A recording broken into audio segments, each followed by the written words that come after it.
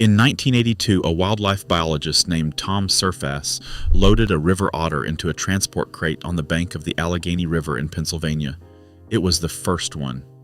River otters had been gone from most of Pennsylvania for nearly 80 years. What those 153 animals built in the rivers over the next 30 years was something nobody had seen before, and most people still don't know it happened. 153 otters. That is what Pennsylvania put into its dying rivers starting in 1982. Not wolves, not bears, not a predator anyone writes books about. 153 otters released into rivers so polluted that most people had given up on them entirely. 30 years later, those same rivers were unrecognizable, and not in the way anyone expected. These rivers were not dying, they were being killed. River otters once lived in every major river system in Pennsylvania, every single one. The Allegheny, the Youghiogheny, the Susquehanna, the Delaware, all of them were full of otters for thousands of years. Then the mines opened. By the late 1800s, Pennsylvania was the industrial engine of America. Coal mines carved open entire mountains across the western half of the state. Steel mills lined the rivers in Pittsburgh. Tanneries dumped waste directly into the water. The rivers turned orange from iron, black from coal sludge, and gray from chemical runoff. The fish disappeared first, then the animals that ate the fish. The last otter recorded in the Allegheny River was in 1899. The last one in Pymatuning Swamp was in 1908. After that, for nearly 80 years, the rivers ran without them. By the 1950s, the Pennsylvania Game Commission closed the otter trapping season. There was nothing left to trap. The only otters still alive in Pennsylvania were clinging to a small pocket of clean water in the Pocono Mountains in the northeast corner of the state. One population, in one corner, in a state the size of England. Tom Surfass was a graduate student at the time he started looking at what it would take to bring otters back. He had one thing working in his favor that nobody had in 1899, the Clean Water Act. Passed in 1972, the Clean Water Act forced factories and mines to stop dumping directly into rivers. It took years to feel. The rivers did not clean up overnight, but by the late 1970s, water quality in parts of western Pennsylvania had improved enough that fish were starting to come back. And where the fish came back, Surfass believed the otters could follow. The problem was there were no otters left to release. His team spent years tracking down wild otters from states where they were still healthy: Louisiana, Maryland, New York, and the Pocono population in northeastern Pennsylvania itself. They trapped them, they checked their health, they put them on transport and drove them across the state.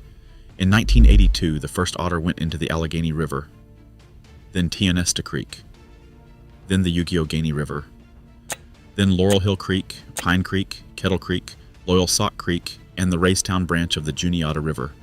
One by one, across 22 years, 153 otters were placed into rivers that had been dead for most of a century. Nobody knew if they would stay. Nobody knew if the rivers were clean enough to support them. Nobody knew if 153 animals was even close to enough. What happened next surprised everyone. The otters did not just survive, they spread. They moved up and down the river systems, finding clean stretches of water, setting up territories, raising pups.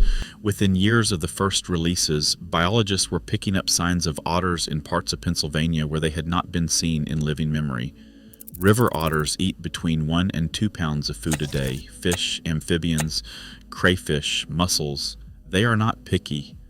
But they cannot live in dirty water. Their prey cannot survive in dirty water, which means every river where otters showed up and stayed was a river that had crossed back over into healthy. The otters were not just living in the rivers, they were reading them. If you're finding this story interesting, hit subscribe.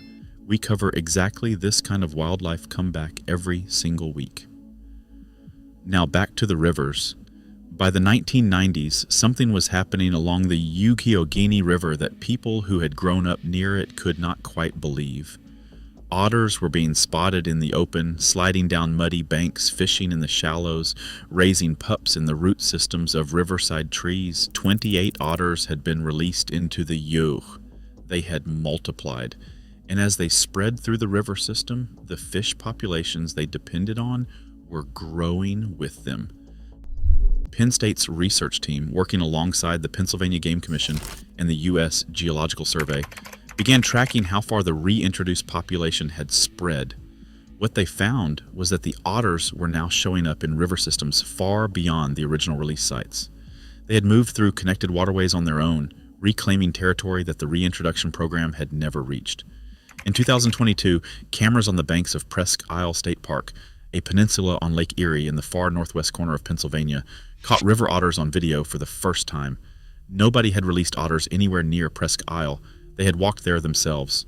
And in 2025, researchers documented otters moving through the Conemaugh River near Blairsville, a stretch of water that runs through some of the most heavily mined land in the state. Rivers that coal had killed were alive again, and the otters were there to prove it. This is where the story gets bigger than Pennsylvania. The river otter is what biologists call an indicator species. Its presence in a river does not just mean the otter is doing well, it means the entire river is doing well. Otters cannot live without healthy fish populations. Healthy fish populations cannot exist without clean water. Clean water cannot exist without a functioning ecosystem all the way down to the insects and the plant life on the riverbed. When you see an otter in a river, you are looking at the top of a food chain that is working. Tom Surfass has spent more than 40 years making this point. He has said plainly that the success of the otter reintroduction is not really about otters. It is about what the rivers became. The otters just moved in when the rivers were ready, and then they told us the rivers were ready.